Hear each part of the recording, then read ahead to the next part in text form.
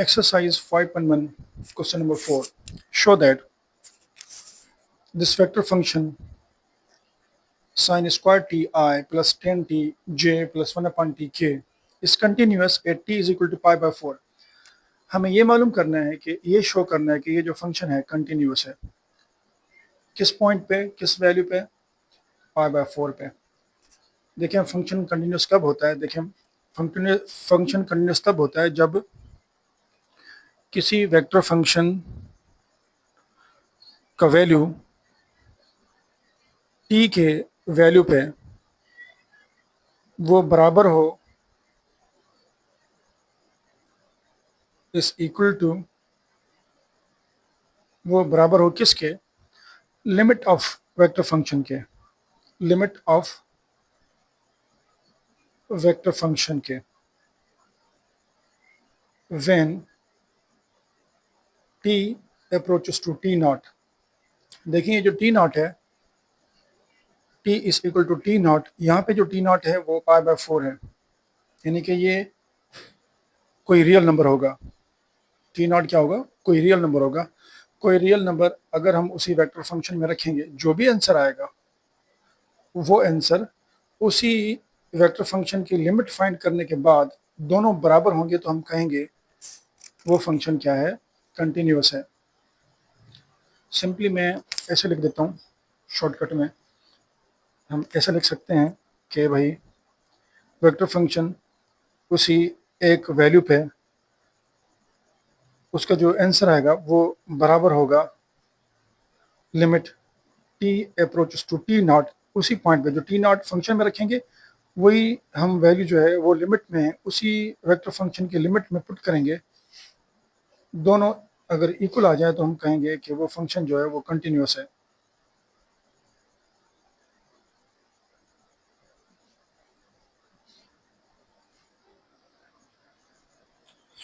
अब हम शो करते हैं कि ये फंक्शन कंटिन्यूस है कि नहीं है। अब क्या करना है, इसी फंक्शन में हम t का वैल्यू पुट करेंगे और ऑफ ये t नॉट है, हम यहाँ पे जहाँ पे t है वहाँ पे रखना है पाई बाय 4, और यहाँ पे भी हम t की जगह पाई बाय 4 रखेंगे। i प्लस 10t, यहाँ भी हम रखेंगे पाई by 4, j plus 1 upon t की जगह क्या रखना है, पाई बाय 4 k। ओके, अब क्या करना है, r of pi by 4 is equal to sine pi by 4 का जो वैल्यू है वो 1 अपॉन रेडिकल 2 है। ऊपर ये स्क्वायर लिखेंगे, उसके साथ ये i प्लस 10 पाई बाय 4 1 के बराबर होता है। इसके साथ ये j लिखेंगे, और ये जो पाई बाय 4 है 1 बाय पाई बाय 4, इसको हम करेंगे रेसिप्रोकल, 1 के साथ मल्टीप्लाई करेंगे, ये होगा 4 बाय पाई के।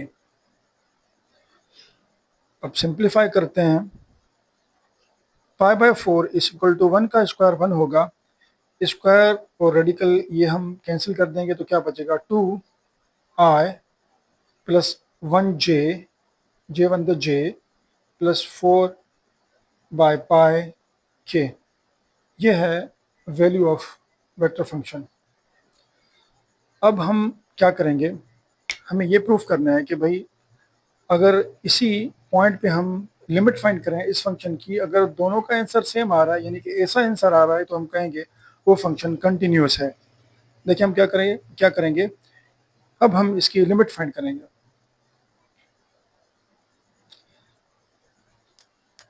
अब इसी वैल्यू को t के पाई बाय 4 को हम लिमिट के फॉर्म में लिखेंगे, limit t approaches to pi by 4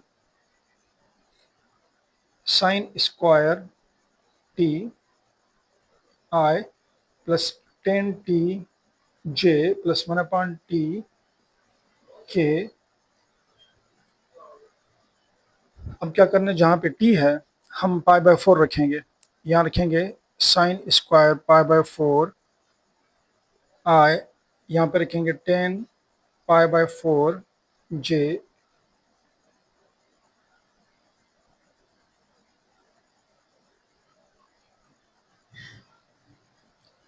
pi by 4 I plus 10 pi by 4 J plus 1 upon pi by 4 K। Sine pi by 4 का वैल्यू होता है 1 अपॉन radical 2 whole square I plus 10 pi by 4 का value होता है 1 J। इसको reciprocal करेंगे, ये होगा 4 अपॉन पाई K। 1 का स्क्वायर 1 होगा, तो स्क्वायर रेडिकल से कैंसिल हो जाएगा, तो क्या बचेगा 2I plus J1 the J 4 upon pi K। देखें, जो हमने वैल्यू पुट किया था फंक्शन में डायरेक्ट, उसका आंसर और इस लिमिट ऑफ वेक्टर फंक्शन का जो आंसर है दोनों इक्वल हैं।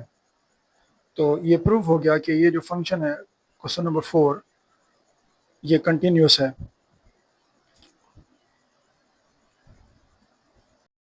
Exercise 5.1 question number 5, show that vector function 2 by t I plus t cube by 2t cube minus 5j plus 1 upon e power t k is continuous at t approaches to 0। हमें ये show करना है कि ये जो function है continuous है। तो कंटिन्यूस के लिए क्या होना चाहिए, ये कंडीशन है, अगर वेक्टर फंक्शन में हम वो t का वैल्यू जो है t नॉट अगर पुट करें, उसका जो आंसर है वो अगर उसी वेक्टर फंक्शन की लिमिट फाइंड करें उसी वैल्यू पे t नॉट पे दोनों इक्वल हों, तो वो फंक्शन क्या होता है, कंटिन्यूस होता है। यहाँ पे जो टी नॉट है वो हमें इन्फिनिटी गिवन है। हम क्या करेंगे, ये इन्फिनिटी यहाँ पुट करेंगे, जहाँ जहाँ पे टी है वहाँ वहाँ हम इन्फिनिटी रखेंगे। अगर ये फंक्शन का, इस फंक्शन की जो भी लिमिट आ रही है, जो भी वैल्यू आ रहा है इस फंक्शन का, फिर हम क्या करेंगे, इसी फंक्शन में हम लिमिट फाइंड करेंगे इसी टी अप्रोचेस टू इन्फिनिटी, इसी इन्फिनिटी पे। तो अगर दोनों का आंसर इक्वल आएगा तो हम कहेंगे ये जो फंक्शन है कंटिन्यूस है। देखें, अब हम क्या करते हैं कि भाई ये शो करते हैं कि ये फंक्शन कंटिन्यूस है कि नहीं है। तो पहले हम क्या करेंगे, ये फंक्शन लिखेंगे R of T is equal to 2 by T I plus ये जो टी क्यूब है ये रखेंगे सेम। यहाँ से टी क्यूब जो है हम कॉमन लेंगे, यहाँ से हमने टी क्यूब बाहर निकाला, कॉमन लिया, तो यहाँ क्या बचेगा, यहाँ पे 2 बच रहा है। जब टी क्यूब बाहर जाएगा तो क्या बचेगा, 2 बचेगा। फिर यही टी क्यूब जो है इस 5 के साथ डिवाइड करेंगे। ये हम इसलिए करते हैं कि अगर हम यहाँ पे डायरेक्ट इन्फिनिटी रखें तो ये होगा इन्फिनिटी क्यूब, फिर 2 के साथ मल्टीप्लाई करेंगे फिर भी इन्फिनिटी होगा, फिर 5 माइनस करेंगे तो भी इन्फिनिटी होगा, ऊपर भी इन्फिनिटी होगा, फिर इस तरह की कंडीशन आ जाएगी। तो ये कोई रियल नंबर नहीं है, हम इसको डिफाइन नहीं कर सकते कि भाई ये क्या है, हम इसको क्या कहें। तो क्या करेंगे हम, इसलिए हम यहाँ से कॉमन लेते हैं, टी क्यूब सेम लिखा, यहाँ से टी क्यूब बाहर निकाला, यहाँ 2 बचा। उसके बाद ये जो टी क्यूब हमने बाहर निकाला, हम उसके साथ वाला जो नंबर है उसके साथ वो हम टी क्यूब डिवाइड करवाएंगे, plus 1 by E power T के, यहाँ पे जे लिखना है और ये आए।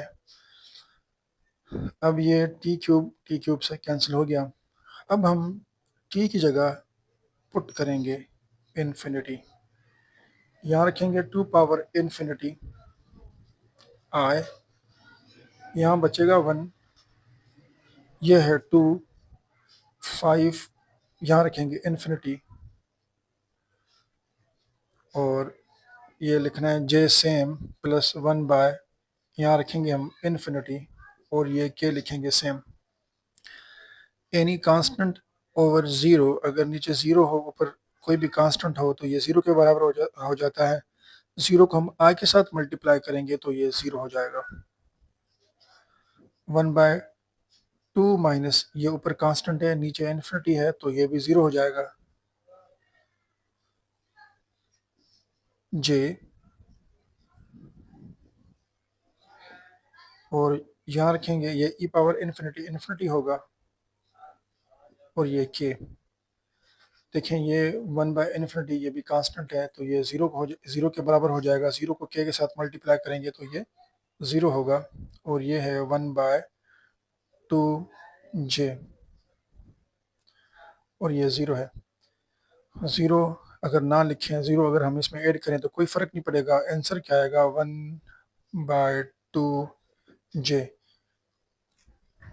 यह है इस वेक्टर फंक्शन का value t approaches to infinity पे, at t is equal to infinity पे। अब क्या करेंगे, हम इसी फंक्शन की लिमिट फाइंड करेंगे।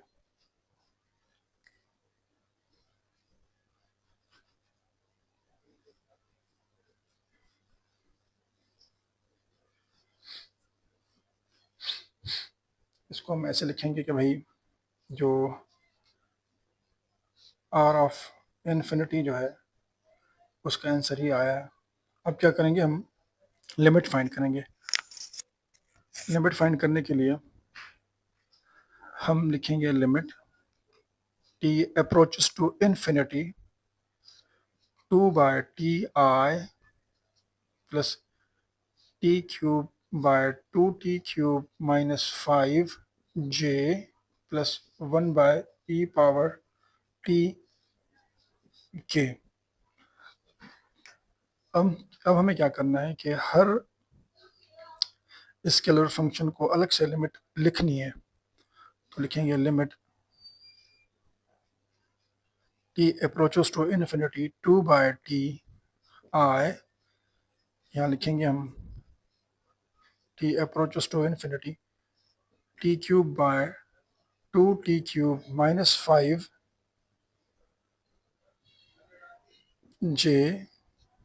Limit t approaches to infinity 1/e⁻t के।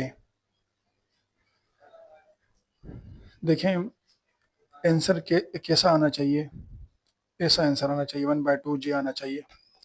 तो क्या करेंगे, हम 1/2 इसमें से मालूम करेंगे, देखेंगे कि 1/2 आ रहा है।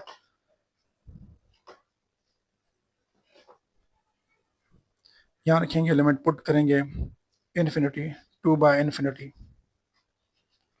i। यहाँ पे हम ये लिखेंगे, पहले लिमिट से हम लिखेंगे limit t approaches to infinity t cube, ऊपर लिखेंगे सेम, यहाँ से हम t क्यूब कॉमन लेंगे, ये बचेगा 2 माइनस 5/t क्यूब। इसमें लिमिट डायरेक्ट हम अप्लाई करेंगे 1/e⁻इन्फिनिटी के। देखें ये होगा 0 के बराबर, ये t क्यूब से कट कैंसिल कर देंगे, यहाँ बचेगा 1, ये है 1/2। यहाँ रखेंगे इन्फिनिटी, तो 5/इन्फिनिटी क्या होगा, 0 के बराबर। साथ में j लिखते हैं, और ये हो जाएगा 0। 0 को k के साथ मल्टीप्लाई करेंगे, ये सारा टर्म 0 हो जाएगा। तो आंसर वही आ रहा है 1/2j, यानी कि वैल्यू ऑफ फंक्शन जो है is equal to the limit of function के बराबर हो गया। ये शो हो गया कि ये फंक्शन जो है कंटिन्यूस है at t approaches to infinity. Question number 6 exercise 5.1 for what value of t following vectors are continuous. ये जो वेक्टर फंक्शन है ये कंटिन्यूस है। हमें ये इस पे यानी कि मालूम ये करना है कि यहाँ पे t का वैल्यू क्या होना चाहिए कि ये फंक्शन कंटिन्यूस हो। तो हम क्या करेंगे, हम मालूम ये करेंगे कि भाई कौन से वैल्यू पे ये फंक्शन डिसकंटिन्यूस हो रहा है। उन वैल्यूज़ को निकाल के बाकी जो वैल्यूज़ बचेंगे वो क्या होंगे, वो t के वैल्यू जितने भी होंगे वो फंक्शन को डिफाइन करते होंगे। तो हम क्या करेंगे, ये लिखेंगे कि देखेंगे यहाँ पे क्या रखें कि log का वैल्यू उस t के वैल्यू पे log का आंसर यानी कि ना हो। अगर मैं t -3 रखूँ, अगर t-3 रखूं तो आंसर क्या आएगा, log 0। log 0 पे यानी कि log 0 का वैल्यू कोई भी जवाब नहीं आता, इस पे log 0 डिफाइन नहीं होता। अगर मैं t की जगह -4 रखता हूँ, यहाँ पे -4 रखते हैं t की जगह, -4 + 3 ये आएगा log -1। -1 पे log -1 का भी वैल्यू नहीं होता, यानी कि एक तो 0 पे log का वैल्यू नहीं निकलता और -1 पे log का वैल्यू नहीं निकलता। इसका मतलब ये है कि t के जो वैल्यू होने चाहिए वो -1 से बड़े होने चाहिए, -3 से बड़े होने चाहिए। इस फंक्शन के लिए log t+3 के लिए यानी कि जो t का जो वैल्यू होना चाहिए वो -3 से बड़ा होना चाहिए। अब चलते हैं इस पार्ट पे 1/t-1 के 1/t-1। देखें, अगर यहाँ पे मैं t का वैल्यू 1 रखूँ, 1 बाय यहाँ पे 1/1 - 1 रखेंगे तो ये होगा 0। 1/0 क्या होता है, इन्फिनिटी, यानी कि t 1 रखने से जवाब क्या आ रहा है, इन्फिनिटी। तो हम लिखेंगे हमें t का वैल्यू 1 पे 1 नहीं चाहिए। 1 नहीं चाहिए क्या मतलब क्या है कि 1 के अलावा हम कुछ भी रख सकते हैं, 1 नहीं रख सकते। ऐसे वैल्यूज जो फंक्शन को अनडिफाइन कर रहे हैं वो हम निकाल देंगे, बाकी जो बचेंगे वो जो वैल्यूज होंगे वो फंक्शन को डिफाइन करेंगे और उसी वैल्यू पे जो है फंक्शन कंटिन्यूस होगा। अब चलते हैं इस पे, ये जो पार्ट है थर्ड के वाला। अब ये जो के वाला पार्ट है, यानी कि जो लास्ट के वाला पार्ट, अब इस पे हम क्या करेंगे।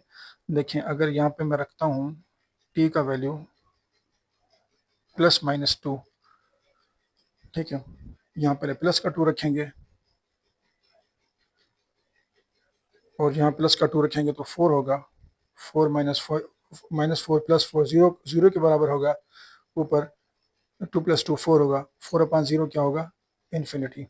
देखें, t के वैल्यू 2 पे जो है फंक्शन अनडिफाइन हो रहा है। अब हम क्या करते हैं, t के वैल्यू -2 पे रखते हैं, t का वैल्यू यहाँ -2 रखते हैं, -2 + 2 यहाँ रखते हैं, 2 का स्क्वायर, -2 का स्क्वायर 4 -4, ये होगा 0/0। 0/0 भी फंक्शन को डिफाइन नहीं कर रहा, तो हम कहेंगे कि भाई इनके अलावा ये जो वैल्यूज़ हैं, +-2 के अलावा, -1 1 के अलावा, +-2 के अलावा और -3 से बड़े जो भी वैल्यूज़ होंगे वो फंक्शन को क्या करेंगे, डिफाइन करेंगे और फंक्शन क्या होगा, कंटिन्यूस होगा। अब पार्ट 2 पे चलते हैं, क्वेश्चन नंबर 6 का पार्ट 2। देखें, अब हमें यहाँ पे टी का वैल्यू मालूम करना है, किस वैल्यू पे जो है फंक्शन कंटिन्यूस होगा। देखें, अगर यहाँ पे मैं टी की जगह अगर मैं रखूँ -1/3 -1/3 रखूँ तो ये फंक्शन अनडिफाइन होगा। देखें कैसे, यहाँ पे रखते हैं 3, ये 3 सेम, टी की जगह हम ये पुट करते हैं -1/3 + 1, ये 3 से डिवाइड हो गया, बचेगा -1 + 1। -1 + 1 बराबर होता है 0 के। 1/0 क्या होगा, इन्फिनिटी, यानी कि t के इस वैल्यू पे जो फंक्शन है वो अनडिफाइन हो रहा है। तो हम कहेंगे माइनस टी के अलावा, यानी कि -1/t = -3, -1/3 जो है ये हमें नहीं चाहिए, यानी कि इसके बराबर t का वैल्यू नहीं होना चाहिए, कुछ भी हो लेकिन ये नहीं होना चाहिए। तो और अब इस पे चलते हैं, यहाँ पे हम क्या रखें, फंक्शन अनडिफाइन हो। अगर यहाँ पे मैं t 0 रखूँ, यहाँ पे मैं t 0 रखूँ, ठीक है, यहाँ रखते हैं 1/0, ये 1/0 तो ये होगा इन्फिनिटी, यानी कि 0 पे ये जो है स्केलर फंक्शन ये डिफाइन नहीं हो रहा, और ये जो स्केलर फंक्शन है यहाँ t = -1/3 पे डिफाइन नहीं हो रहा। तो हम कहेंगे ना हमें 0 चाहिए, ना हमें -1/3 चाहिए, यानी कि ये दोनों वैल्यूज़ हमें नहीं चाहिए। तो हम लिखेंगे कैसे, ऐसे लिखेंगे t such that t is not equal to -1/3, comma t is not equal to 0। ठीक है, ये हमें यानी कि ये इसका आंसर है। यानी कि इन वैल्यूज़ के अलावा जो है हमें हम कोई भी वैल्यू रख के इस फंक्शन को कंटिन्यूअस कर सकते हैं, लेकिन ये वैल्यूज़ हमें नहीं चाहिए। -1/3 भी नहीं चाहिए और 0 भी नहीं चाहिए। बाकी यहाँ 1 रखेंगे 1 पे डिफाइन होगा, यहाँ 1 रखेंगे ये 1 पे डिफाइन होगा। सिर्फ इन दोनों के अलावा बाकी जितने भी हम वैल्यूज़ रखेंगे सब वैल्यूज़ पे ये फंक्शन कंटिन्यूअस होगा।